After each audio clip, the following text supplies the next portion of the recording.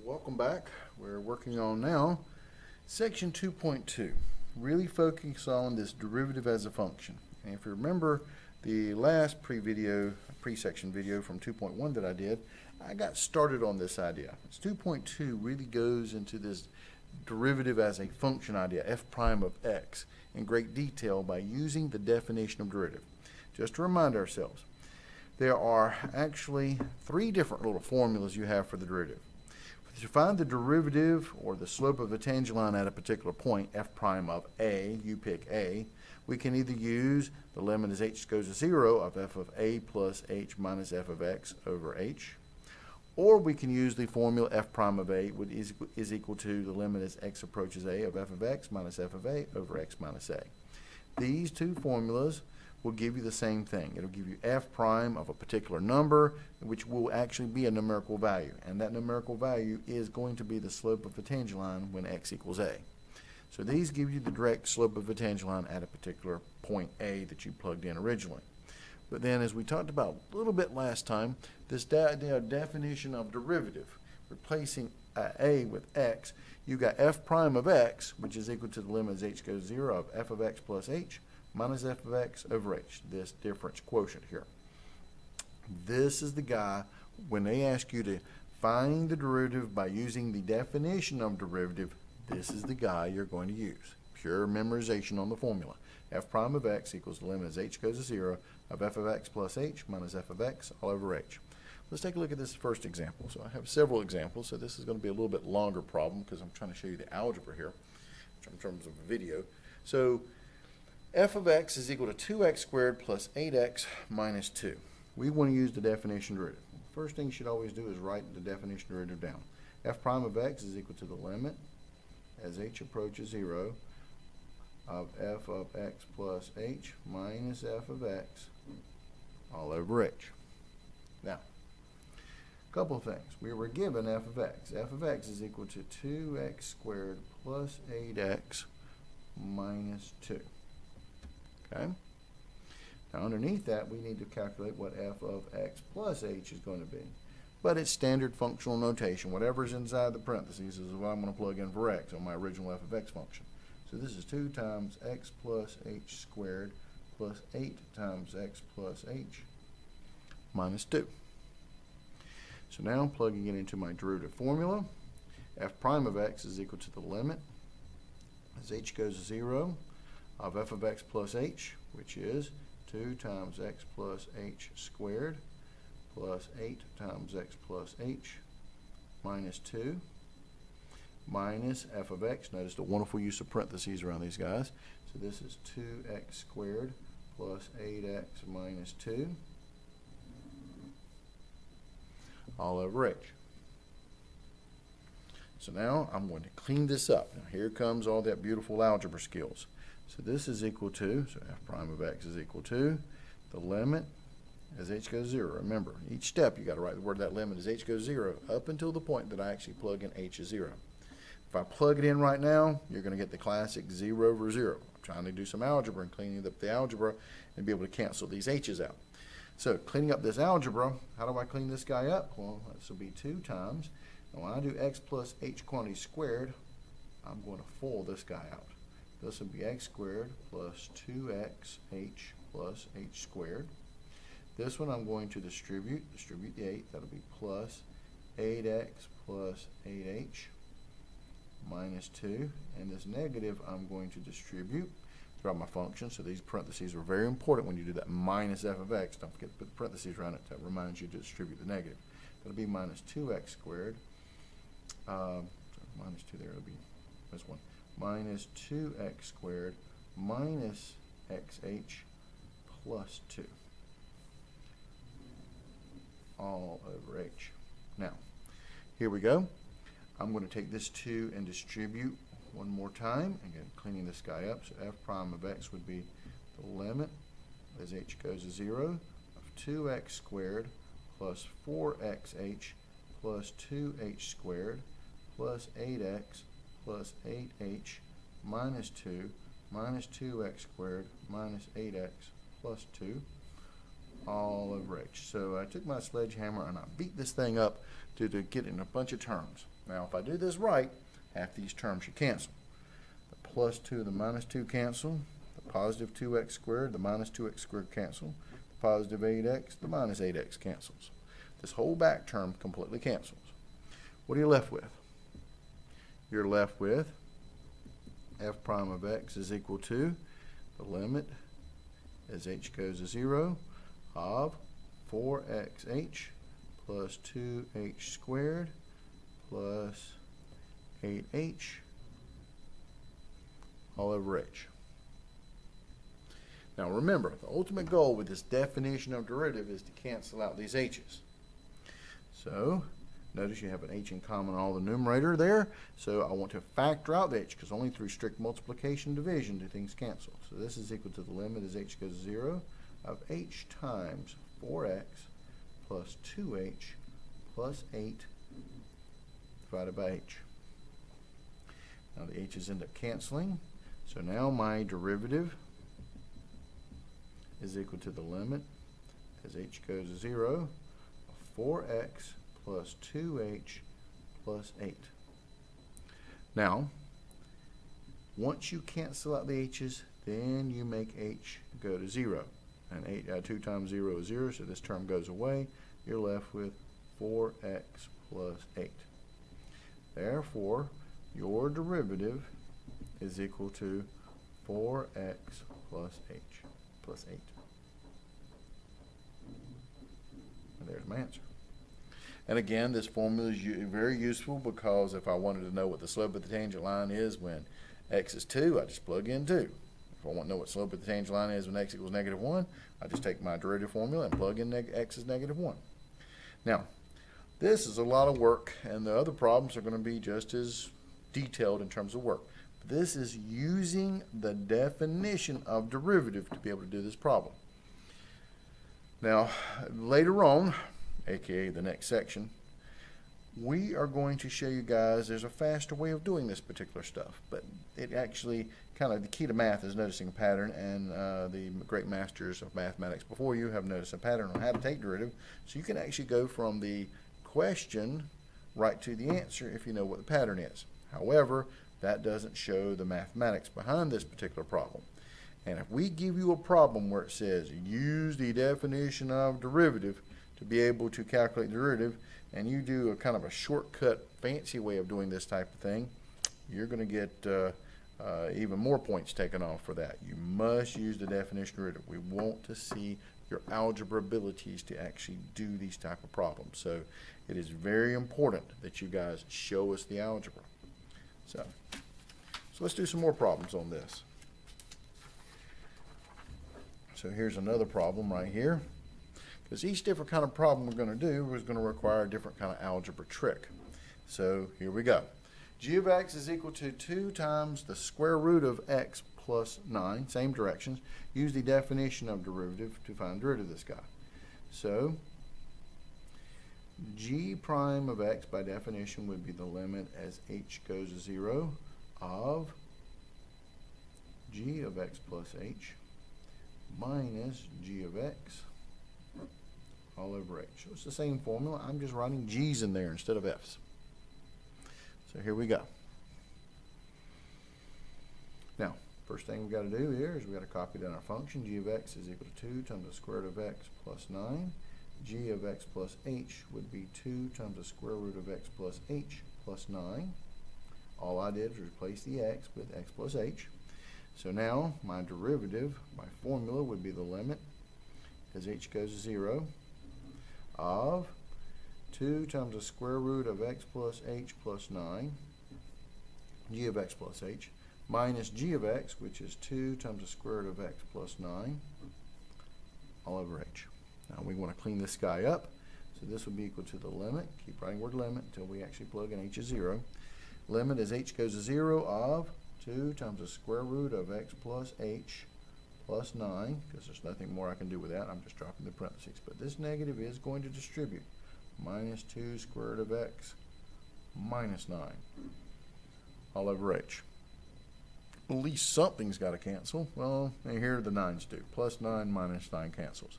The 2 times the square root of x plus h minus 2 square root of x, I'm sorry, those guys don't cancel. This guy's got an h in him, this guy doesn't. So here's the deal. So g prime of x is equal to the limit as h goes to 0 of 2 times the square root of x plus h minus 2 times the square root of x over h. Now the goal is to cancel these h's out. Now how in the world am I going to do that? Well, the one thing you should notice here is I've got a square root minus a square root. And in the old college algebra days, is cleaning up square roots minus the square roots. The trick was use the conjugate. So I'm going to multiply this thing by its conjugate. What's the conjugate of 2 times the square root of x plus h minus 2 times the square root of x? It is 2 times the square root of x plus h plus 2 square root of x. And whatever I do to the numerator, I have to do the denominator. The key to this is doing conjugates.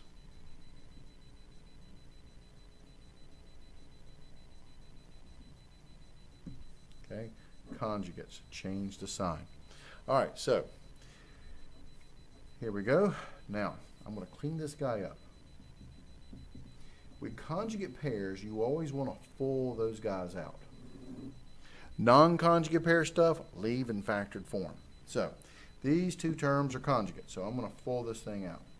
So, what is 2 times the square root of x plus h times 2 times the square root of x plus h? Well, 2 times 2 is 4. Square root of x plus h times square root of x plus h is x plus h. Outer, 2 times the square root of x plus h times 2 square root of x is 2 times 2 is 4. That'll be the square root of x plus h times the square root of x. We'll just slap those guys together because they're non-like term stuff here.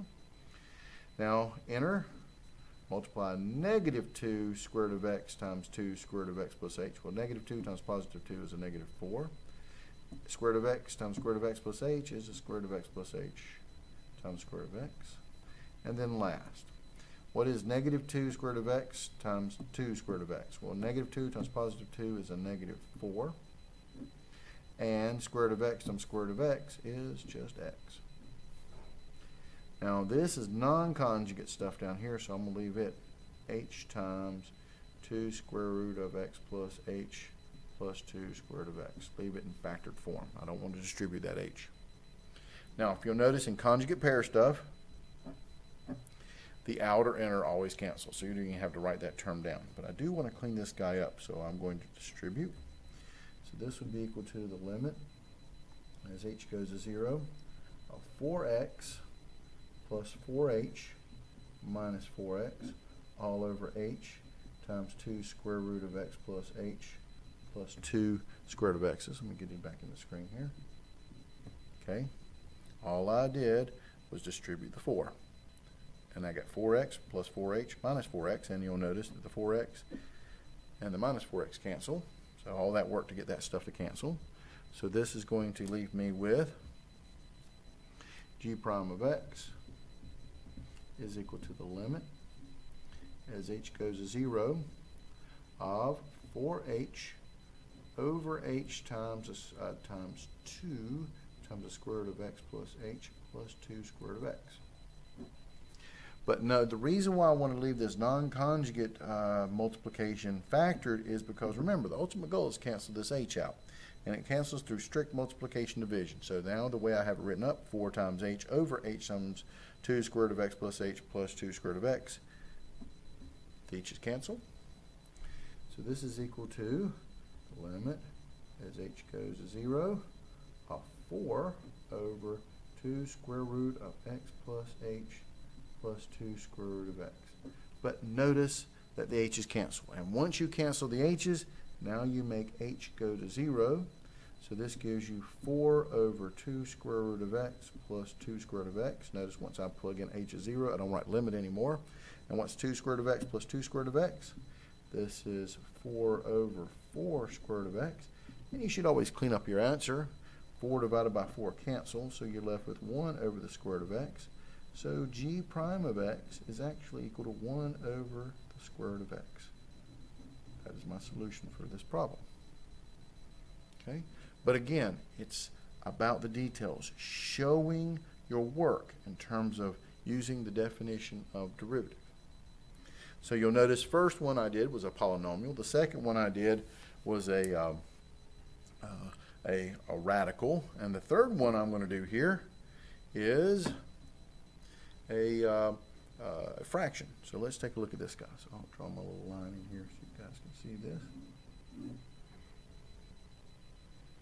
Here we go. H of x is equal to 5 divided by 3x plus 1. And I want to find its derivative. So I'm going to call this guy big H because I don't want you guys getting confused with all the h's. Well, the first thing I'm going to do is write down my derivative. Big H prime of x is equal to the limit as little h goes 0 of big H of x plus h minus big H of x all over h. Now, as big H of x is equal to 5 over 3 times x plus 1, what would h of x plus h be? Well, I'm going to replace the x with x plus h. So this is 5 divided by 3 times x plus h plus 1. And now I'm going to write it into my big formula here. H prime of x would be equal to the limit as h goes to 0, big H of x plus h, which is 5 over 3 times x plus h plus 1, minus h of x, which is 5 over 3x plus 1, all over h. So we got to clean this guy up. Well, the first thing I'm going to do is I'm going to distribute that 3. So this would be equal to the limit as h goes to 0, 5 over 3x plus 3h plus 1 minus 5 over 3x plus 1. Now, all over h. Don't let me lose that guy. All over h. Now, I want to combine like terms, because remember, the ultimate goal is to cancel out this h. Well, I got a fraction minus a fraction. How do you add up a fraction minus a fraction, or in this case, subtract a fraction minus a fraction?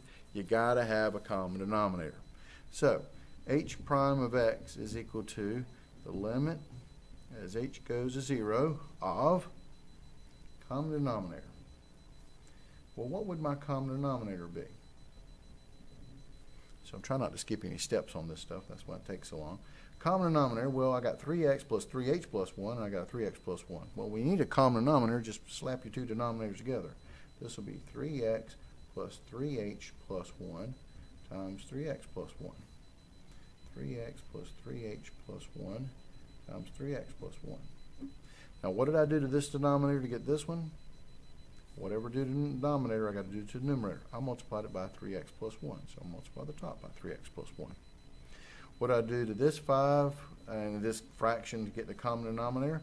Well, my denominator was 3x plus 1. I want a 3x plus 3h plus 1 times 3x plus 1.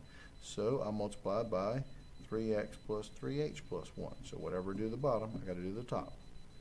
Now I'm going to write this with one big common denominator, limit as h goes to 0. This is all over h there. So one big common denominator here. So this will be 3 times 3x plus 1 minus 5 times 3x plus 3h plus 1 all over your common denominator of 3x plus 3h plus 1 times 3x plus 1 all over h. Don't forget that guy. We'll worry about him later. Now I want to clean up this numerator. I'm going to distribute, and hopefully a bunch of stuff is going to cancel. So this is equal to the limit as h approaches 0 of 3 times 3x, 5 times 3x is 15x plus 5 minus, distributing 5 here, that'll be 15x minus 15h minus 5 all over 3x plus 3h plus 1 times 3x plus 1, and don't forget, still all over h. Now, so I distributed all my numerator stuff here, and something should cancel. What cancels here? Well, the 15x minus the 15x cancels, and the 5 minus 5 cancels.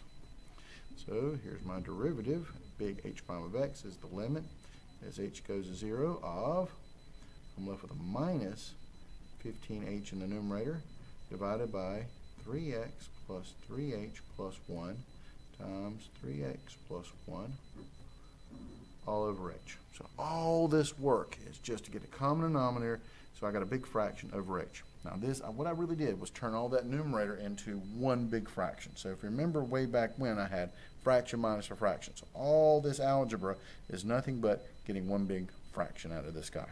Why did I want one big fraction? Because I have this fraction in the numerator divided by h. Well, remember, in algebra, when I have a fraction divided by a fraction, I invert and multiply. Multiply by the reciprocal. Flip and multiply, if you will. But h is not a fraction. But remember, you can make anything a fraction by sticking them over 1.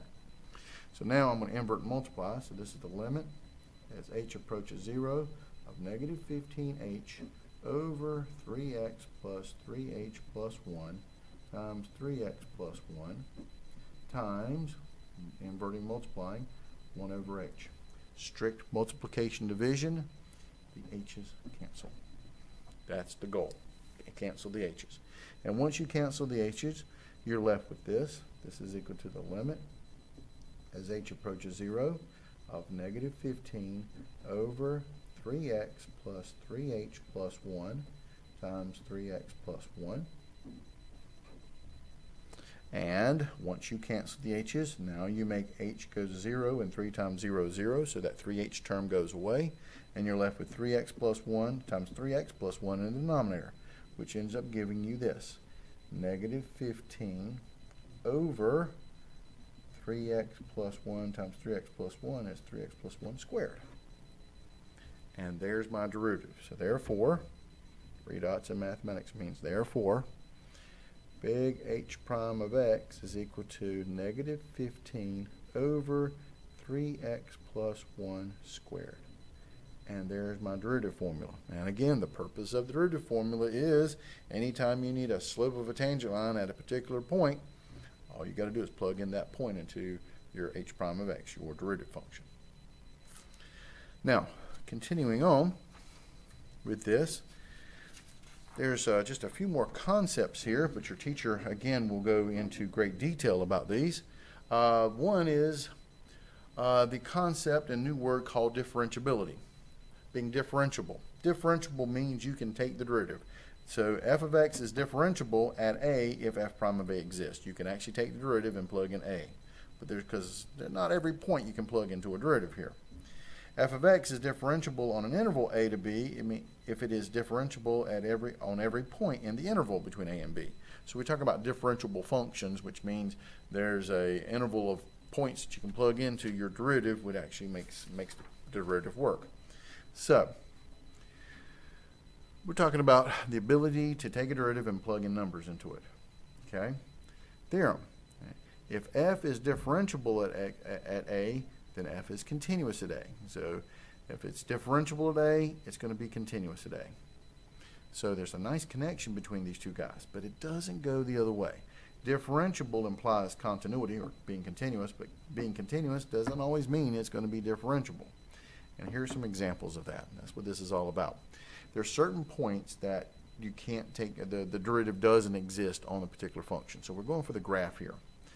The first one is what we call cusp, sharp turns. If your graph happens to have a sharp turn at these particular points, A here, and I'll call this A, but it pretty much is 0 right there, then f prime of A, D and E's does not exist at sharp turns, at cusps, okay, corners, because the slope on one side doesn't match up to the slope on the other side. On this particular one, you're going vertical, and the slope of a vertical line doesn't exist, so these guys connect to that.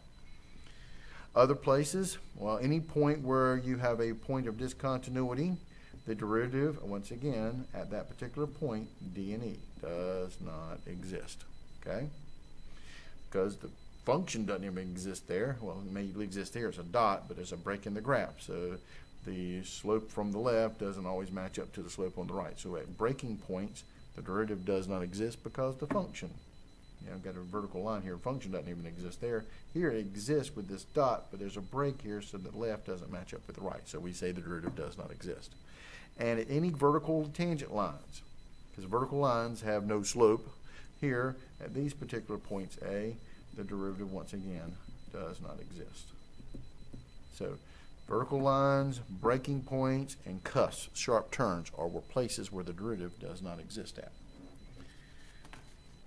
And the last little thing talking about is notation.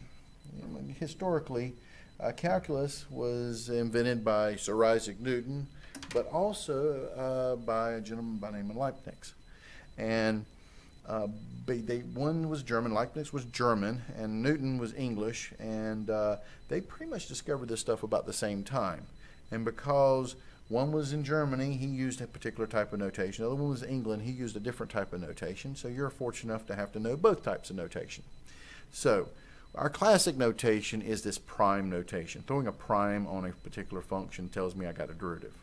But we're also going to be looking at the Leibniz notation of dy dx. Because remember, dy dx, why Leibniz came up with this guy is this, that the derivative is the slope, change in y over change in x, delta y over delta x, and delta starts with d, so you get that little nice notation here, dy over dx. So notations you need to be familiar with for the derivative. If the function's y, you can either use y prime or dy dx. If the function is f, you can use f prime of x. You can also use df over dx if you want to, the Leibniz notation. And another notation we will get into later is this idea of if the function is a big F, then the derivative is going to be little f. We'll get into that when we get to chapter 4 stuff. But these are my derivative notation here. Higher order derivatives, well, you can take the derivative of derivatives. And when you take derivative of derivatives, they're going to be called second derivatives and third derivatives and so forth and so on. So notation for that. And the reason why our notation, the derivative of the derivative using the Leibniz notation is d squared y over dx squared, because d standing for the derivative of dy over dx with respect to dx here, and that's what this notation is. Take derivative of y with respect to x is how you would read this. So we're taking derivative of y with respect to x again, derivative of the derivative, so you got two d's there, so that's why it's a d squared, and the dx with that dx makes it dx squared. But you can also use the Newtonian notation, y double prime or f double prime. These all mean second derivatives. So, and what by definition, the second derivative is using our definition of derivative, is using the derivative function, definition of derivative using the derivative, it gives you the second derivative. And so the Newtonian notation versus Leibniz notation, f prime of x is dy dx, f double prime of x is d squared y over dx squared, and f triple prime, that's the third derivative of x, is d cubed y over dx cubed. So getting familiar with your notations for this particular material as we really get into moving into derivatives and higher order derivatives. Hope this has been helpful, and I'll see you in the next video.